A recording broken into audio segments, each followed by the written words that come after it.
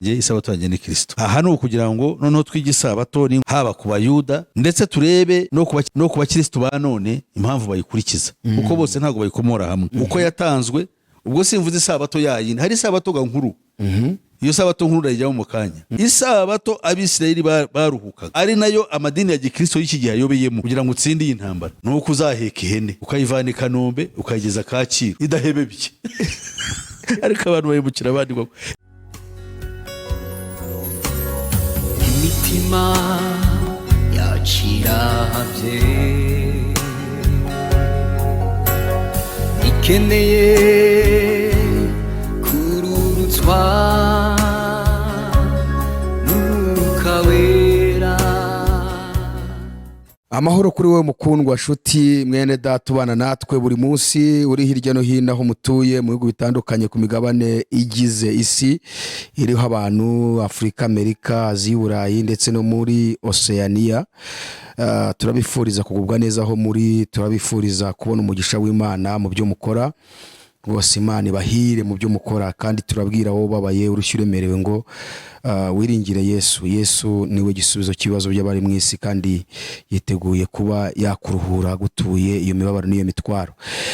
Rero Imana ibaha umugisha cyane kuko mufata umwanya wanyu mukurikira bino biganiro tubagezaho. Uyu munsi nanone tugarukanye na Pastor Musisi ndetse n'umuvugabutumwa Eric ku kiganiro uyu munsi tugarutseho cyiza kiryoshye cyitwa amategeko n'isabato.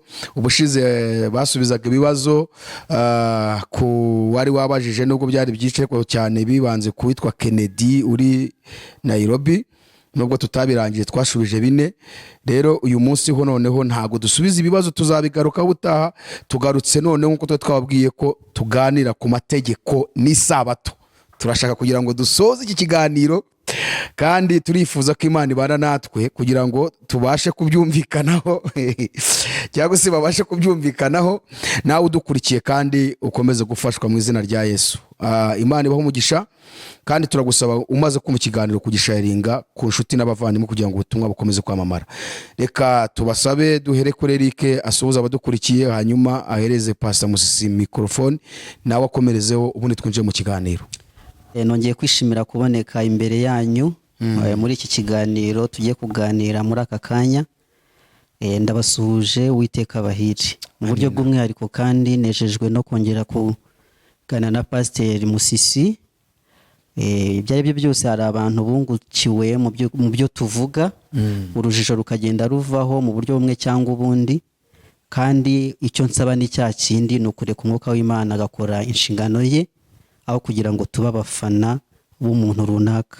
Sinifuza ko hari uwamfana, nta nubwo nifuza ko hari uwafana Pastor, ahubwo reka Yesu Kristo abe ari we uba umwigisha wacu mukuru, kandi icyo twemeza tugikore nk'uko Mariya yigeze kubibwira babahereza bo mu bukwe bw'i Kana ati icyo abategeka mu gikore. Uwiteka abahire. Ndabashuhuze nanjye mwese abakurikiye Iron, ariko ntangiriye kuba operators cyangwa abayobozi ba Iron TV kubw'ubwitange bakora kugira ngo ukuri kwamamare, cyangwa se byinshi abantu bafite bibaza wenda bigire aho forum aho biganirirwa. Rero ndabashimiye, nkamwe niyo mwanya wo kubasuhuza namwe bene data banyanyagiye hirya no hino bumva ururimi rw'Ikinyarwanda, baba bari mu Rwanda, baba bari mu karere kacu k'ibiyaga bigari, baba abari hirya no hino kuri uyu mugabane wacu wa Afrika, baba n'abari hirya no hino ku migabane yose y'isi, n'abari mu birwa byo hafi n'ibyakure bikikijwe n'amazi magari. Turabashuhuje mwese, tuboneho n'umwanya rero gusuhuza abavandimwe twisangiye ururimi rw'Ikinyarwanda, cyangwa se tuvuge indimi zisa cyangwa zifitanye amasano y'inkomoko, aribo Barundi. Turabakunda cyane, dushuhuje n'Abanyamurenge. Hari n'umuntu wambwiye ngo njye basuhuza Abanyekongo ngo muri Jekamine bavuga Ikinyarwanda iriya muri za Lubumbashi. Namwe ndabashuhuje, Imana ibagirire neza. Bari n'umwanya rero gusuhuza Abanyamurenge n'abandi baturanye nabo bumva ururimi rw'Ikinyamurenge nk'Abanyindu, Abafurero, Ababembe, n'abarega. Murakoze cyane rero muri mwanya wo gusuza abacu bo muri Kivu y'Amajyaruguru, ndabashuhuje abarwandafone baho, nkaba rero nshuje n'abafumbira babashamikiyeho aho, ariko bo muri Uganda abavandimwe bahari n'abahororo, yewe ntibagiwe abaha n'abahangaza. Imana ibaho umugisha kandi bagirire neza. ariko pasi nta yandi moko ujya usiga nta bandi bantu b'abanyarwanda baba ahandi badafite amazina barahari ni nk'abo muri Lubumbashi urabona narabungutse. hanyuma mudufashe gusenga kugira ngo twinjire mu kiganiro. Murakoze, katwihuza imitima yacu, duhuze umutima dusenge. Uhoraho Mana yacu, uri Imana ihoraho kandi ikomeye, tugushimiye uyu munsi mwiza w'icyubahiro, turagushima ko wabanye natwe, turagushima ko waturinze, twongeye kandi kukwiyereka ngo tugarutse imbere yawe tuva ku byerekeye amahame akomeye wandikishije, tutibagiwe ko wadusezeranyije ko uzaduha umufasha. Uwo mufasha rero nawe ubura ahanini, ariko twamwakiriye kugira ngo uwo mufasha bari utuyobora mu kuri kose n'umwuka wera twahawe. Reka rero twese tumuhabwe, kuko Satani ashaka ibice, ariko ushaka ko tugira kwizera kumwe ko kumenya umwana w'Imana umukiza w'ubugingo bwacu. Dufashemo rero kandi utsindishirize, twizeye yuko uzabikora ku bw'ineza yawe, kubwa Yesu Kristo umwami wacu, amen. Amen. Hanyuma nk'uko twari tubivuze mu kanya ubushize, twakoze ikiganiro twasubizaga bamwe mu banditse ibibazo, harimo n'uwitwa Kennedy, ariko tuvuga yuko tubafite ikindi kiganiro n'ubundi mwasorejeho mbere y'icyo ngicyo cyo gusubiza ku birebana n'amategeko n'isabato. Ubushize rero ubwo musoza mwari mugeze ahantu haryoshye, aho pastor avuga ati ngewe hari uburyo ntumva isabato uko nyumva siko mwebwe Eric muyumva.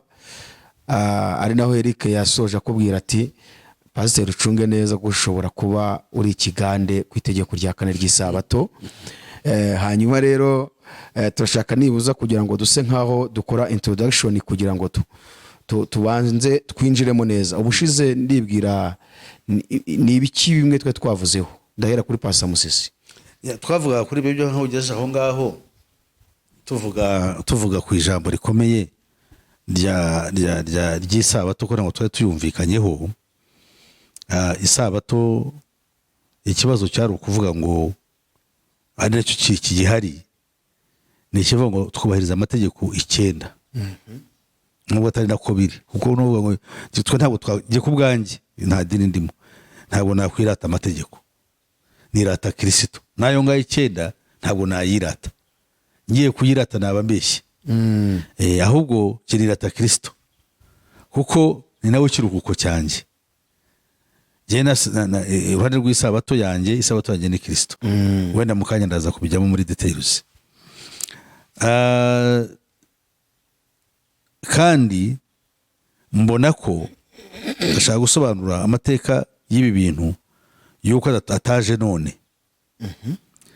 Ni amateka maremare, kuko habayeho mu isezerano rya kera, kuko isabato yaje mu mategeko 10, kandi Bibiliya igasobanura neza impamvu ayo mategeko 10 yaje, n'itegeko rya 4 impamvu ryaje. Itegeko rya 4 ku Bayuda ryaraje, cyangwa ku Bayisirayeli. Aha ni ukugira ngo noneho twige isabato n'inkomoko yayo, haba ku Bayuda ndetse turebe no ku bakristo ba none impamvu bayikurikiza, kuko bose ntabwo bayikomora hamwe.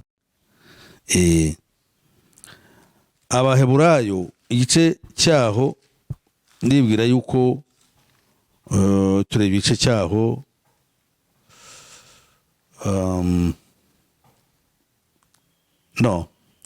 nashatse kuvuga inkomoko y'isabato ku Bisirayeli.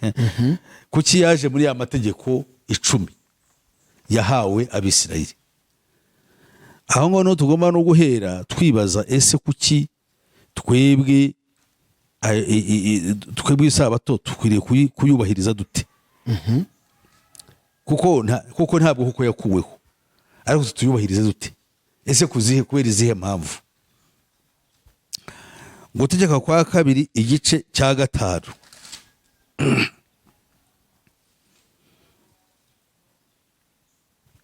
Ngiye kwigisha gatoya kuri kino gice cya 5. kino gice cya gatanu amategeko yongeye gusubirwamo arigishwa nk'uko yari yarigishijwe mu kuva. Kubera iyihe mpamvu? uru nguru rwari urubyiruko rwa rundi rutarimbukanye n'abagome batizeye, ahubwo aba n'urubyiruko bongeye kubwirwa amategeko mu ncamake muri kino gitabo cyitwa Gutegeka kwa Kabiri. Muri aya magambo niho Mose yasobanuye neza ku byerekeye itegeko rya kane, asobanura n'impamvu zaryo. Yagize ati: mu minsi 6 ujye ukora, aba ariyo ukoreramo imirimo yawe yose, ariko wa karindwi niwo sabato y'Uwiteka Imana yawe. Ntukagire umurimo wose uwukoraho wowe ubwawe cyangwa umuhungu wawe cyangwa umukobwa wawe cyangwa umugaragu wawe cyangwa umuja wawe cyangwa inka yawe cyangwa indogobe yawe cyangwa itungo ryawe ryose cyangwa umunyamahanga wawe uri iwanyu, kugira ngo umugaragu wawe n'umuja wawe babone uko baruhuka nkawe. Tubonye rero baruhuke. 15. Kandi ujye wibuka yuko wari umuretwa mu gihugu cya Egiputa. Uwiteka Imana yawe igukuza y'amaboko menshi n'ukuboko kurambutse. Nicyo cyatumye Uwiteka Imana yawe igutegeka kuziririza umunsi w'isabato. Ahangaha Abisirayeli batari abadive, ariko kuko abadive baruhiza kubera umuba ukora umunsi ubwo wiremwa, ariko Abayisirayeli ku mubiri uyu itegeko ryabahawe kugira ngo bajye bibuka yuko nabo bari nkoreraga hato mu gihugu cya Misiri, bityo kugira ngo Imana ibaruhure ibaha uyu munsi.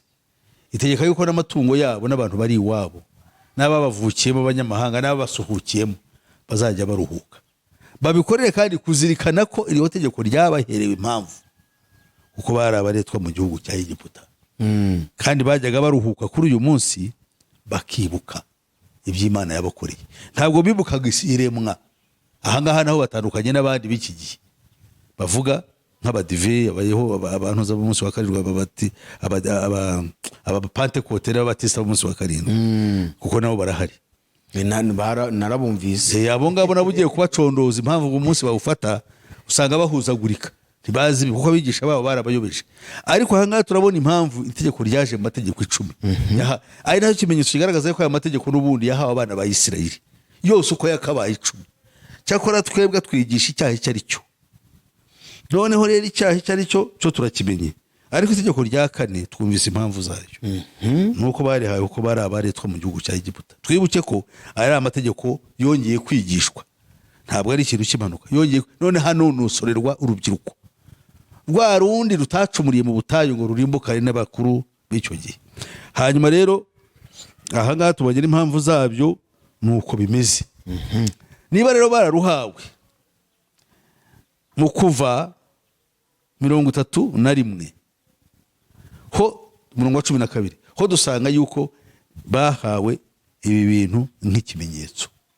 Isabato, amasabato y'Uwiteka yabahereye kugira ngo ababere ikimenyetso.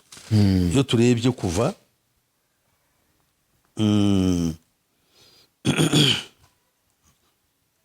ugura ni ya masabato 7. turareba isabato yihariye yigiye ya katwasome aratwereka gahunda uko iteye. Ni ukuvuga ngo 31 noneho tureba umurongo wa 12. Haravuga ngo Uwiteka abwira Mose ati, kandi ubwira Abisirayeli uti ntimukabure kuziririza amasabato yanjye. Aho ngo n'amasabato muri rusange, kuko ariyo kimenyetso hagati yanjye namwe mu bihe byanyu byose, kugira ngo mumenye yuko n'Uwiteka ubeza. Ahangaha iyo tugiye muri Abakolosayi 2:16 tubuzwa kwita ku masabato. Iyo tuvuze amasabato na ya yindi yandikishwe n'urutoki Uwiteka nkuko twabibonye. Ahangaha haratubwiye ngo amasabato yanjye ni ikimenyetso hagati yanjye namwe. Pawulo ariko arabitubujije kuko ntabwo tureba Pawulo, turareba umwuka wera. Umwuka wera ari Uwiteka ahangaha abwiye Mose ibyo Abisirayeli bagomba gukora. Twebwe abanyamahanga n'abantu bose b'Imana hariho twigishijwe mu baki Bakolosayi, nuko ibyo byose bitatureba, kuko ibyo ntabwo bishobora kutuzanira agakiza. Pawulo asobanura yuko ibyo bintu byose byari ntabihakana, ariko hari icyo bishinzwe, byari ibicucu by'ibizaza, kandi ibyo bizaza ni Kristo none yarabonetse. Siri bijye gusoma Bakolosayi, ariko ndi kuvuga Bakolosayi 2:16. Hanyuma ahangaha rero tubonye icyo bishatse kuvuga. Niyo mpamvu agira ati ku murongo wa 14, nuko mujya muziririza isabato ahangaha ibaye imwe, kuko ari yera kuri mwe, uyiziruye ntakabure kwicwa. Umuntu wese uzagira umurimo akora kuri yo azakurwe mu bwoko bwe. Noneho rero mu minsi 7, mu minsi 6 aba ariyo mukora aba arimo imirimo ijya ikorwa, ariko wa 7 ni isabato yo kuruhuka yerejwe Uwiteka. Uzagira umurimo akora umunsi w'isabato ntakabure kwicwa. Noneho rero ahangaha turabibonye yuko impamvu z'ibintu byose, amasabato yose uko yakabaye harimo n'iyi ngiyi ni ikimenyetso amahanga azajya amenyeraho Abayisiraheli. N'Abaroma bamaze kubigarurira niho kimenyetso babamenyeragaho yuko Abayuda bafite idini ryabo ryihariye, nta nubwo bababujije kugira gute kurisenga, kuko bo icyo bari iby'Imana cyo byari bashishikaje, bari bashishikajwe n'ubutware bw'isi no kwirongera imisoro no gukomera no kwirongera izina mu isi. Iby'Imana ntibari babyitayeho.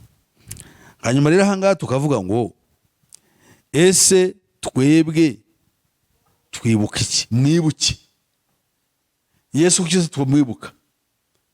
Tubona yuko intumwa n'abigishwa ba mbere ku munsi wa mbere y'iminsi 7 barateranaga bakamanyagura imitsima bakibuka umwami wacu. Abo no bagenderaga mu kuri. Niyo mpamvu ugenda mbabwira nti nubwo byari bimeze bityo, ntabwo uwo munsi wafatwaga nk'ikiruhuko, wari umunsi wo gusenga no kwibuka. Ibyo bigakorwa bamanyagura imitsima, kuko imitsima niyo yashakaga kubirwa Kristo n'igikombe bakagisangiraho. Niyo murage badusigiye, nabwo ubu tugikora. Umurimo no kwibuka nde? Yesu Kristo. Yakoze iki se? Yaducunguye mu bibi. Ujye wibuka, niko Paulo yandikiye Timoteyo. Ujye wibuka, urwandiko yamwandikiye, ndibwira yuko ari urwa 2. Yaramubwiye ngo ujye wibuka Yesu Kristo ukomoka mu rubyaro. Yamubwiye ngo iki?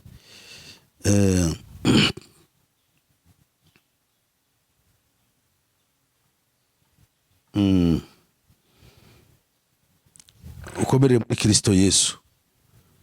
Nuko aravuga ngo umurongo wa 8, Timoteyo urwa 2 rwamwandikiwe igice cya 2 umurongo wa 8.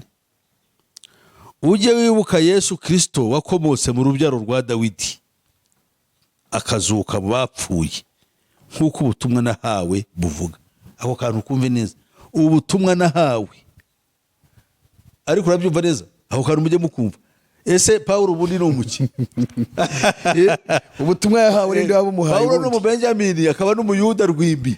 Arakubwiye ati ubutumwa nahawe, this specifically. Arabati ubwo butumwa rero nahawe nk'uko ubutumwa nahawe buvuga, ubwo ndenganyirizwa ndetse nkaboheshwa iminyururu nk'umugome. Nyamara ijambo ry'Imana ryo ntiribohwa n'iminyururu. Yes, nicyo gituma nihanganira byose. Kubw'intore z'Imana, kugira ngo nazo zibone agakiza kabonerwa muri Kristo Yesu gafatanije n'ubwiza buhoraho. Aha rero ntagiye kure, turabona icy'ingenzi Paulo yabwiraga abizera. Ahangaha yari imbohe, ariko avuga akantu gakomeye cyane. Aravuga ujye wibuka. Twibuka Yesu Kristo ryari? Mu ifunguro cyangwa muri sakaramento ya Eucharistia. Niho tugomba kwibuka. Ntabwo twibuka isabato kuko itwibutsa iremwa, ahubwo twibuka Yesu Kristo. Niyo mpamvu iyo twibutse ibindi bitari we, tuba duhushanyije n'ibi. Kandi sinshidikanye yuko ubutumwa Paulo yahawe tuba tubuzibukiriye, bityo tuba tubaye antikristo, kuko tuba tuvangavanga ibipfuye n'ibizima. baravuga mu mibare ngo negative plus negative equals negative. Nufata ikintu cya negative cyangwa kibi ukakivanga n'icyiza aricyo positive bihinduka byose negative. Niyo mpamvu rero tutagomba gufatanya ubutumwa bw'umwimerere bwahawe Paulo, bwahawe n'intumwa ngo tubuhindure ukundi, tuvangemo ibindi bintu bitari ngombwa. Tubikoze dutyo umutima, umwuka twahawe atuma tugira ipfunwe kuko dukoze ikosa. Rero wowe ubwo ni ukuvuga ngo watangiye kwinjira usobanura uko wumva isabato gitangiye mu mizi aho ikomoka, uko yatanzwe. Ubwo simvuze isabato yayindi, hari isabato nkuru. Iyo sabato nkuru irajyamo mu kanya ijyanye n'iremwa, kuko hari abadushinja ngo siyo sabato mwe murayikurikira, ukabaza utse mwebwe iriya ya manu abo dukurikira. Twe turakurikira isabato twateguriwe kuzajyamo tukaruhuka, kandi dufite aho tubikura, nabyo biri muri Bibiliya. Ariko kamengarukiye ahangaha kugira ngo mbane sasi ibyo nashaka kuvuga. Isabato Abisirayeli baruhukaga, ari nayo amadini ya Gikristo y'iki gihe ayobeyemo, bashakaga kuyiruhuka ariko batazi neza inkomoko yayo. Niyo Paulo yavuze ngo bashegera ibyo batazi. Turabona inkomoko n'impamvu yatanzwe. Koko mu by'ukuri byari bikwiriye kugira ngo Abisirayeli bajye bibuka Imana yabakuye mu gihugu cya, kuko hari ikibazo bakuyemo cyari gikomeye. Twebwe twibuka Yesu wadupfiriye akadukura mu buretwa bukomeye bw'icyaha. Yes, ariko se ubu natari Kristo ninde muntu wakuvana mu cyaha koko? Ku cyaha ari kavukire, ariko twari mwariyo naterere. Umuntu akubwiye ngo ikintu kizakurokora no kutazakora icyaha, uwo muntu sizo umuntu ugize kumbwira akantu karansetsa ngo hari umuntu waraguriye ngo magane yarahanuriye Habyarimana, baramubwira ngo kugira ngo utsinde iyi ntambara nuko uzaheka ihene ukayivana i Kanombe ukayigeza Kacyiru idahebebye. Ariko abantu bayibukira abandi ngo iyo nsinzi koko yashoboka, usi ihene koko byashoboka igera itarahebeba. None se byakunda? Ubona ikizamini kikunaniye, ni nkuko nanjye wambwira ngo masaha 20 kizagutwara mu ijuru, mu mpagarike yawe nuko bwakwira utagize uko ucumura imbere y'Imana, haba mu bitekerezo, mu kuvuga cyangwa mu gukora. Ibyo ko nabyirengera. Hanyuma pase ni ukuvuga ngo wowe kandi urongeye ubaye nkaho garuka mu kiganiro cy'ubushizeho twakoze dusubiza ibibazo kuri Canada, we yagaragaje ko hari isabato y'ikiruhuko ku Mana mwiremwa, hakaba n'isabato tubona yahawe bene Yakobo hariya mu butayu nk'uko bidusomye mu Itegeko ya 2. Ngo ndumva ari uhagaze. Hanyuma waduherera Eric microphone tuko nawe akagira icyo yumva nawe abivuga by'isabato.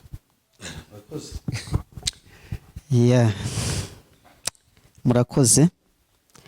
Uyu munsi rero rwose ndibuze kuvuga amagambo menshi. Oya yavuge rwose. Abantu banshinje ko ntakunda kuvuga, banibasira umunyamakuru ko banyima ijambo. Umunyamakuru ararengana. Isanzure rwose. Uyu munsi rero ndi buvuge menshi. Ariko mfite impamvu yo kuvuga menshi, kuko nibazo byabajijwe ubushize mwumvise ko ikibazo cy'isabato kiri mu bantu. Dukwiye rero kucyumva neza, cyangwa se tukabaza Bibiliya iki bivugaho, ibisigaye bikaba umwuka w'Imana wo kwemeza umutima w'abaduteze amatwi. Mbere y'uko mvuga ku isabato, sinzahwema kugaruka ku kintu mpora nshimangira tujya twitiranya mu kiganiro cyacu, yuko agakiza ari ubuntu kubwo kwizera, uhereye kera kose kugeza igihe Yesu Kristo azagarukira agacungura intore ze. Twagiye tuvuga ku bijyanye n'isezerano rya kera n'isezerano rishya. Ku ruhande rwanyu mukavuga muti isezerano rya kera ni biriya bitabo 39 bibanza byanditswe mbere y'uko Yesu Kristo avukira mu isi. Nanjye nkavuga ntariko iryo ntabwo ari ryo sezerano rya kera, ahubwo isezerano rya kera ni kontra. Isezerano si kontra, hari ni kontra Imana yagiranye n'abantu mu gihe cya Mose. Iyo kontra yari iteye iti: mu Kuva 24 umurongo wa mbere kugeza uwa 8. Mwihangane ko mpereye hano kuko niho ruzingiye ku mugani wa muririmbyi. Kuva 24 umurongo wa mbere kugeza uwa 8 tubona ino contract. Imana ibwira Mose iti: uzamukane na Aroni na Nadabu na Abihu n'abakuru b'Abisirayeli 70 mwerekeje aho Uwiteka ari, namwe musenge mukiri kure. Mose aba ari we wigira hafi y'Uwiteka wenyine, bo ntibamwigire hafi, kandi abandi bantu ntibazamukane nawe. Murongo wa 3. maze araza abwira abantu amagambo y'Uwiteka yose n'amategeko ye yose abantu bose. Bamusubiriza icyarimwe bati, ibyo Uwiteka yavuze byose tuzabikora. Mose yandika amagambo y'Uwiteka yose, azinduka kare yubaka igicaniro hasi y'uwo musozi n'inkingi z'amabuye 12 zinganya umubare n'imiryango y'Abisirayeli uko ari 12. Atuma abasore bo mu Bisirayeli batambira Uwiteka ibitambo byoswa n'inka z'ibitambo by'uko bari amahoro. Mose agabanya amaraso mu bice bibiri bingana, kimwe agisuka mu nzabya, ikindi akimisha ku gicaniro. Yenda igitabo cy'isezerano agisomera abantu, baramubwira bati, ibyo Uwiteka yavuze byose tuzabikora kandi tuzamwumvira. Murongo wa 8. Maze yenda ayo maraso ayamisha ku bantu, arabwira ati, ngaya amaraso y'isezerano Uwiteka asezeranye namwe nk'uko ayo magambo yose ari. Kontra Imana yagiranye n'abantu, abantu bakiyemeza kuzasohoza iby'Imana ishaka, nibyo nsobanura nk'isezerano rya kera. Iryo sezerano ritigeze ryubahirizwa kubera yuko mu muntu hatarimo ubushobozi bwo gusohoza iby'Imana ishaka, ahubwo baracumuraga bakagwa rwose nk'uko amateka y'Abisirayeli yagiye abitwereka. Ariko kubakomera ku isezerano ry'Imana, mu kanya pasiteri abigarutseho iby'Abisirayeli, ko urubyiruko ari rwo rwongeye kubwirwa iby'amategeko kubera ko abandi ngo banze kwizera. Niryo jambo pasiteri akoresheje. Kwizera kwakomeje kuba urufatiro rw'agakiza ka mwene muntu. Kwizera uzaza kubacungura, ubuntu bw'Imana bwatanzwe, nicyo cyonyine kirimo agakiza. Twabisomye mu igice cya 3 umurongo wa 15, ko Imana ubwayo yatanze igisubizo cy'ikibazo cy'icyaha, atari uko umuntu abigizemo uruhare nk'uko abangaba bavuze ngo bazabikora, ahubwo Imana iravuga iti, nzashyira urwango hagati y'umugore n'inzoka ariyo Satani. Kandi Abefesi igice cya 2 umurongo wa 8 n'uwa 10 dukunda kurisoma kenshi. Twakijwe n'ubuntu kubwo kwizera ibyo ngibyo. Kwizera nde? Yesu Kristo. Uwo Yesu yatanzwe ryari? Ndasoma mu Byashu igice cya 13 umurongo wa 8, naryo ni isomo abantu b'Imana bakunda Bibiliya bazi. Rivuga iby'inyamaswa yavuye mu nyanja, ariko ndisomera umurongo wa 8 gusa. Uravuga ngo abari mu isi yose bose bazayiramya, abari mu isi bose bazayiramya inyamaswa, umuntu wese izina rye ritanditswe mu gitabo cy'ubugingo cy'umwana w'intama watambwe uhereye ku kuremwa kw'isi. Nuvuga ngo Imana yatanze igisubizo. Iryo ni ryo sezerano rishya, kandi igihe gikwiriye gisohoye nk'uko amagambo y'Imana abigaragaza. Yesu Kristo yaraje yitangira umunyabyaha. Iri sezerano se riteye riti? Ni ugucungurwa k'umuntu, agatsindishirizwa ku by'amategeko yamuregaga.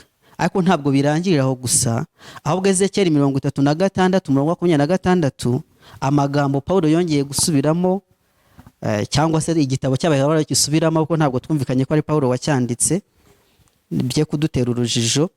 Atubwira yuko Imana yasezeranye ko Kristo nagera mu bugingo bw'abamwakiriye azandika amategeko mu mitima yabo. Ibyo ngibyo Paulo nanone abisubiriramo Tito, amubwira iby'ubuntu bw'Imana buzanira abantu bose agakiza bwabonetse. Tito igice cya 2 mu rwandiko Paulo yandikiye Tito igice cya 2 umurongo wa 14, kuko ubuntu bw'Imana buzanira abantu bose agakiza bwabonetse, kandi ubwo buntu ntabwo bwabonetse ngo birangire aho gusa, ahubwo umurongo wa 12 uravuga ngo butwigisha kureka kutubaha Imana n'irari ry'iby'isi, bukatwigisha kujya twirinda kandi dukiranuka, twubaha Imana mu gihe cya none, dutegereje ibyiringiro by'umugisha byo kuzaboneka ku bwiza bwa Yesu Kristo, ari we Mana yacu ikomeye n'umukiza, watwitangiriye kugira ngo aducungure mu bugome bwose. Ubugome twarabisobanukiwe yuko ari ukugomera amategeko, transgression of the law, kandi yuhagirira abantu kugira ngo babe ubwoko bwe bwite, bugira ishyaka ryo gukora imirimo myiza. Izo ni ingaruka zizanwa no kwakira ubugingo buboneka muri Yesu Kristo, ni ishyaka ry'imirimo myiza. Nuko rero isezerano rya kera ryasajishijwe no kwiyemeza kwa mwene muntu ko azasohoza iby'Imana imusaba. Ntabwo ari ibitabo 39 bya Bibiliya byanditswe mbere yuko Yesu Kristo avukira mu isi. Impamvu ni iyihe mvuga ibi? Uzasoma igitabo cy'Abahebureyo nyine twari turi kuvuga, usome igice cya 11 gisa nkaho gitanga summary y'abantu bagendanye n'Imana muri icyo twita isezerano rya kera, ba bandi bavugwa mbere y'uko Yesu Kristo avukira mu isi, bavuga ngo kwizera niko kwatumye, kwizera niko kwatumye, kwizera. Rero Bibiliya yose ijambo ryo gukizwa ni Yesu Kristo. Icyakora babayeho mbere y'uko avuka bari bizeye y'uko azaza, ababayeho nyuma twizeye y'uko yaje kandi akaducungura. Ikindi, Timoteyo yandikiwe na Paulo mu rwa kabiri rwa Timoteyo igice cya 3 umurongo wa 16, mu nkundire isomo naryo ndisome. imitima yacirahabye ikeneye